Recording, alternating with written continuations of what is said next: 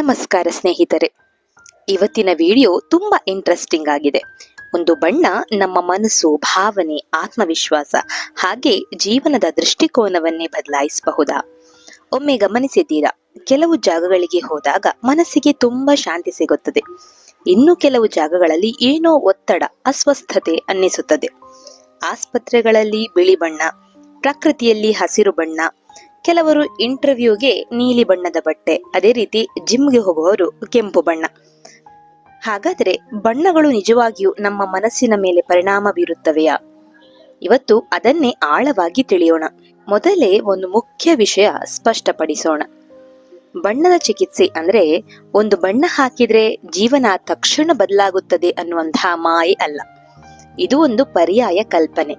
ಈ ಕಲ್ಪನೆಯ ಪ್ರಕಾರ ಬಣ್ಣಗಳು ನಮ್ಮ ಮನಸ್ಥಿತಿ, ಯೋಚನೆ, ಭಾವನೆ ಮತ್ತು ನಡೆನುಡಿಗಳ ಮೇಲೆ ಪರಿಣಾಮ ಬೀರುತ್ತವೆ. ಕೆಲವು ಅಧ್ಯಯನಗಳು ಹೇಳೋದು ಏನು ಅಂತಂದ್ರೆ, ನಮ್ಮ ಮೆದುಳು ಪ್ರತಿಯೊಂದು ಬಣ್ಣಕ್ಕೂ ಬೇರೆ ರೀತಿಯ ಪ್ರತಿಕ್ರಿಯೆ ಕೊಡುತ್ತದೆ. ಕೆಲವು ಬಣ್ಣಗಳು ಶಾಂತಿ ಕೊಟ್ರೆ ಕೆಲವು ಚುರುಕನ್ನು ಹೆಚ್ಚಿಸುತ್ತವೆ, ಇನ್ನು ಕೆಲವು ಆತ್ಮವಿಶ್ವಾಸವನ್ನು ಕೂಡ ಹೆಚ್ಚಿಸಬಹುದು. ಒಮ್ಮೆ ಯೋಚಿಸಿ ನೋಡಿ, ನಾವು ಈಗಾಗಲೇ ದುಃಖದಲ್ಲಿದ್ದಾಗ ತುಂಬಾ ಕತ್ತಲೆಯ ಜಾಗದಲ್ಲಿ ಒಬ್ಬರೇ ಕುಳಿತಿದ್ದರೆ ಮನಸ್ಸು ಇನ್ನೂ ಭಾರವಾಗುತ್ತದೆ. ಆದರೆ ಬೆಳಕು ತುಂಬಿದ ಸ್ವಚ್ಛವಾದ ಗಾಳಿ ಬರುತ್ತಿರುವ ಜಾಗದಲ್ಲಿ ಇದ್ದರೆ ಸ್ವಲ್ಪ ಹಗುರ ಅನಿಸುತ್ತದೆ. ಅಂದರೆ ನಮ್ಮ ಸುತ್ತಮುತ್ತಲಿನ ವಾತಾವರಣವು ನಮ್ಮ ಮನಸ್ಸಿನ ಮೇಲೆ ಪರಿಣಾಮ ಬೀರುತ್ತದೆ. ಅದರಲ್ಲೂ ಬಣ್ಣಗಳ ಪಾತ್ರ ತುಂಬಾ ಮುಖ್ಯ. ಮೊದಲು ನೀಲಿ ಬಣ್ಣದ ಬಗ್ಗೆ ನೋಡೋಣ. ನೀಲಿ ಬಣ್ಣವನ್ನು ಸಾಮಾನ್ಯವಾಗಿ ಶಾಂತಿ, ನಂಬಿಕೆ, ಸ್ಥಿರತೆಯ ಬಣ್ಣ ಅಂತ ಕರೆಯುತ್ತಾರೆ. ಆಕಾಶ ನೋಡಿದಾಗ, ಸಮುದ್ರ ನೋಡಿದಾಗ ಮನಸ್ಸಿಗೆ ಒಂದು ರೀತಿಯ ನೆಮ್ಮದಿ ಸಿಗುತ್ತದೆ ಅಲ್ವೇ? ಅದೇ ಅನುಭವವನ್ನು ನೀಲಿ ಬಣ್ಣ ಕೂಡ ಕೊಡಬಹುದು. ಕೆಲವು ಅಧ್ಯಯನಗಳ ಪ್ರಕಾರ ನೀಲಿ ಬಣ್ಣ ಗಮನ ಕೇಂದ್ರೀಕರಿಸಲು ಸಹಾಯ ಮಾಡಬಹುದು. ಅದಕ್ಕೆ ಹಲವರು ಓದುವ ಕೊಠಡಿಯಲ್ಲಿ, ಕೆಲಸದ ಜಾಗದಲ್ಲಿ ತಿಳಿ ನೀಲಿ ಬಣ್ಣವನ್ನು ಬಳಸುತ್ತಾರೆ. ಕೆಲವು ದೊಡ್ಡ ಕಂಪನಿಗಳು ಕೂಡ ತಮ್ಮ ಲೋಗೋಗಳಲ್ಲಿ ನೀಲಿ ಬಣ್ಣವನ್ನು ಬಳಸುತ್ತವೆ. ಯಾಕಂದ್ರೆ ಇದು ನಂಬಿಕೆ ಮತ್ತು ವಿಶ್ವಾಸದ ಅನುಭವವನ್ನು ಕೂಡ ಕೊಡಬಹುದು. ಒಮ್ಮೆ ಕಲ್ಪನೆ ಮಾಡಿ, ಒಬ್ಬ ವಿದ್ಯಾರ್ಥಿ ತುಂಬಾ ಗದ್ದಲದ, ಅವ್ಯವಸ್ಥವಾದ ಕತ್ತಲೆಯ ಜಾಗದಲ್ಲಿ ಓದುತ್ತಿದ್ದಾನೆ. ಇನ್ನೊಬ್ಬ ವಿದ್ಯಾರ್ಥಿ ಸ್ವಚ್ಛವಾದ, ಬೆಳಕು ಇರುವ ಶಾಂತ ನೀಲಿ ಬಣ್ಣದ ಕೊಠಡಿಯಲ್ಲಿ ಓದುತ್ತಿದ್ದಾನೆ. ಯಾರಿಗೆ ಹೆಚ್ಚು ಗಮನ ಕೇಂದ್ರೀಕರಿಸಲು ಸುಲಭವಾಗಬಹುದು? ಇದನ್ನೇ ಪರಿಸರದ ಪ್ರಭಾವ ಅಂತ ಕರೀತಾರೆ. ಈಗ ಹಸಿರು ಬಣ್ಣ. ಹಸಿರು ಅಂದ್ರೆ ಪ್ರಕೃತಿ, ಮರಗಳು, ಗಿಡಗಳು, ಹೊಲಗಳು, ಬೆಟ್ಟಗಳು. ಪ್ರಕೃತಿಯ ಮಧ್ಯೆ ಹೋದಾಗ ಯಾಕೆ ಮನಸ್ಸು ಹಗುರವಾಗುತ್ತದೆ ಗೊತ್ತಾ? ಕೆಲವು ಅಧ್ಯಯನಗಳು ಹೇಳೋದು ಏನು ಅಂತಂದ್ರೆ, ಪ್ರಕೃತಿ ಮನಸ್ಸಿನ ಒತ್ತಡ ಕಡಿಮೆ ಮಾಡಲು ಸಹಾಯ ಮಾಡಬಹುದು. ಅದಕ್ಕೆ ಹಲವರು ತಮ್ಮ ಕೆಲಸ ಮಾಡುವ ಜಾಗದಲ್ಲಿ ಸಣ್ಣ ಗಿಡ ಇಡುತ್ತಾರೆ. ಅದು ಕೇವಲ ಅಲಂಕಾರಕ್ಕೆ ಅಲ್ಲ, ಮನಸ್ಸಿಗೆ ಒಂದು ತಾಜಾತನ ಮತ್ತು ನೆಮ್ಮದಿಯ ಅನುಭವವನ್ನು ಕೊಡಬಹುದು.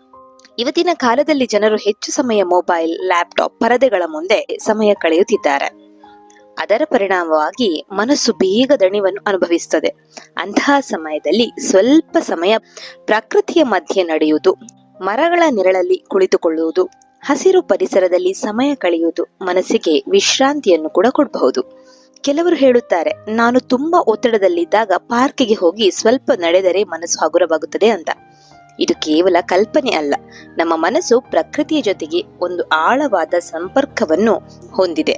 ಅದಕ್ಕೆ ಗ್ರಾಮಗಳಲ್ಲಿ ಪ್ರಕೃತಿಯ ನಡುವೆ ಕೆಲವರಿಗೆ ಹೆಚ್ಚು ನೆಮ್ಮದಿ ಸಿಗುತ್ತದೆ. ಈಗ ಕೆಂಪು ಬಣ್ಣ.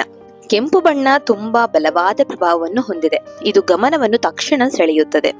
ಅದಕ್ಕೆ ಜಾಹೀರಾತುಗಳಲ್ಲಿ, ಎಚ್ಚರಿಕೆ ಫಲಕಗಳಲ್ಲಿ, ಆಟದ ತಂಡಗಳ ಗುರುತಿನಲ್ಲಿ ಕೆಂಪು ಬಣ್ಣ ಹೆಚ್ಚು ಕಾಣಿಸುತ್ತದೆ. ಇದು ಕೆಲವರಿಗೆ ಉತ್ಸಾಹ ಮತ್ತು ಶಕ್ತಿಯನ್ನು ಕೂಡ ಕೊಡಬಹುದು. ಆದರೆ ತುಂಬಾ ಹೆಚ್ಚು ಕೆಂಪು ಬಣ್ಣ ಕೆಲವರಿಗೆ ಆತಂಕ ಮತ್ತು ಅಸ್ವಸ್ಥತೆಯನ್ನು ಕೂಡ ಕೊಡಬಹುದು. ಅದಕ್ಕೆ ಯಾವ ಬಣ್ಣವಾದರೂ ಮಿತಿಯಲ್ಲಿ ಇರಬೇಕು. ಹಳದಿ ಬಣ್ಣದ ಬಗ್ಗೆ ನೋಡಿದರೆ, ಹಳದಿ ಬಣ್ಣ ಬೆಳಕು ಮತ್ತು ಸಂತೋಷದ ಅನುಭವವನ್ನು ಕೊಡುತ್ತದೆ. ಸೂರ್ಯನ ಬೆಳಕು ನೋಡಿದಾಗ ಹೇಗೆ ಹಿತ ಅನಿಸುತ್ತದೋ, ಹಳದಿ ಬಣ್ಣವು ಕೆಲವರಿಗೆ ಅದೇ ರೀತಿಯ ಭಾವನೆ ಕೊಡಬಹುದು. ಕೆಲವರು ಇದನ್ನು ಸೃಜನಶೀಲತೆಯ ಬಣ್ಣ ಅಂತ ಕರೀತಾರೆ. ಆದರೆ ತುಂಬಾ ಹೆಚ್ಚು ಕಂಗೊಳಿಸುವ ಹಳದಿ ಬಣ್ಣ ಕೆಲವರಿಗೆ ಕಿರಿಕಿರಿಯನ್ನು ಕೂಡ ಕೊಡಬಹುದು. ಬಿಳಿ ಬಣ್ಣವನ್ನು ಸಾಮಾನ್ಯವಾಗಿ ಸ್ವಚ್ಛತೆ ಮತ್ತು ಶಾಂತಿಯ ಸಂಕೇತ ಅಂತ ಹೇಳ್ತಾರೆ. ಅದಕ್ಕೆ ಆಸ್ಪತ್ರೆಗಳಲ್ಲಿ, ಧ್ಯಾನದ ಜಾಗಗಳಲ್ಲಿ ಬಿಳಿ ಬಣ್ಣ ಹೆಚ್ಚು ಬಳಸುತ್ತಾರೆ. ಇದು ಸರಳತೆ ಮತ್ತು ನೆಮ್ಮದಿಯ ಅನುಭವವನ್ನು ಕೊಡಬಹುದು. ಇನ್ನು ಕಪ್ಪು ಬಣ್ಣದ ಬಗ್ಗೆ ಹಲವರಿಗೆ ಬೇರೆ ಬೇರೆ ಅಭಿಪ್ರಾಯಗಳಿವೆ. ಕೆಲವರಿಗೆ ಇದು ಗಂಭೀರತೆ ಮತ್ತು ಆತ್ಮವಿಶ್ವಾಸದ ಸಂಕೇತ, ಇನ್ನು ಕೆಲವರಿಗೆ ದುಃಖದ ಅನುಭವ ಕೊಡಬಹುದು. ಆದರೆ ಒಂದೇ ಬಣ್ಣ ಎಲ್ಲರಿಗೂ ಒಂದೇ ರೀತಿಯ ಅನುಭವವನ್ನು ಕೊಡೋದಿಲ್ಲ. ಪ್ರತಿಯೊಬ್ಬರ ಅನುಭವ, ನೆನಪು, ಪರಿಸರ, ಮನಸ್ಥಿತಿ ಬೇರೆ ಇರುತ್ತದೆ. ಹಾಗಾಗಿ ಜೀವನದಲ್ಲಿ ಬಣ್ಣಗಳನ್ನು ಹೇಗೆ ಬಳಸಬಹುದು? ಓದುವ ಜಾಗದಲ್ಲಿ ತಿಳಿ ನೀಲಿ ಅಥವಾ ಹಸಿರು, ವಿಶ್ರಾಂತಿ ಪಡೆಯುವ ಜಾಗದಲ್ಲಿ ಬಿಳಿ ಅಥವಾ ಮೃದುವಾದ ಬಣ್ಣಗಳು, ಉತ್ಸಾಹ ಬೇಕಾದರೆ ಸ್ವಲ್ಪ ಕೆಂಪು ಅಥವಾ ಕಿತ್ತಳೆ. ಹೀಗೆ ನಮ್ಮ ಮನಸ್ಥಿತಿಗೆ ತಕ್ಕಂತೆ ಬಣ್ಣಗಳನ್ನು ಬಳಸಬಹುದು. ಆದರೆ ಇಲ್ಲಿ ತುಂಬಾ ಮುಖ್ಯವಾದ ಒಂದು ಸತ್ಯ ಇದೆ.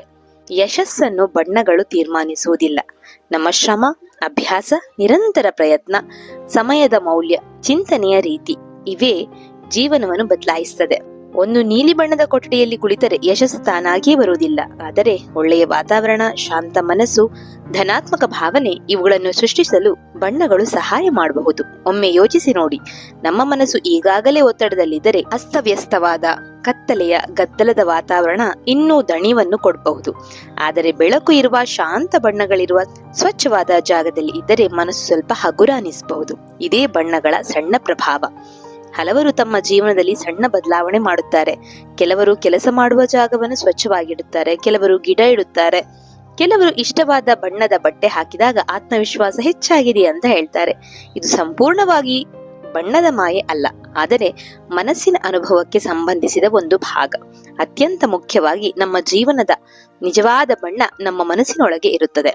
ಮನಸ್ಸು ಕತ್ತಲಾಗಿದ್ದರೆ ಬಣ್ಣಗಳಿಂದ ತುಂಬಿದ ಜಗತ್ತು ಕೂಡ ಮಂಕಾಗಿ ಕಾಣುತ್ತದೆ. ಮನಸ್ಸು ಬೆಳಕಿಂದ ತುಂಬಿದ್ದರೆ ಸರಳ ಜೀವನವು ಸುಂದರವಾಗಿ ಕಾಣಿಸುತ್ತದೆ. ಆದ್ದರಿಂದ ಬಣ್ಣಗಳನ್ನು ಜೀವನವನ್ನು ಸುಂದರಗೊಳಿಸಲು ಬಳಸಬಹುದು. ಆದರೆ ಯಶಸ್ಸಿನ ನಿಜವಾದ ರಹಸ್ಯ ಮತ್ತು ನಮ್ಮ ಪ್ರಯತ್ನ ನಮ್ಮ ಮನೋಭಾವದಲ್ಲಿದೆ. ನಿಮಗೆ ಯಾವ ಬಣ್ಣ ಹೆಚ್ಚು ನೆಮ್ಮದಿ ಕೊಡುತ್ತದೆ?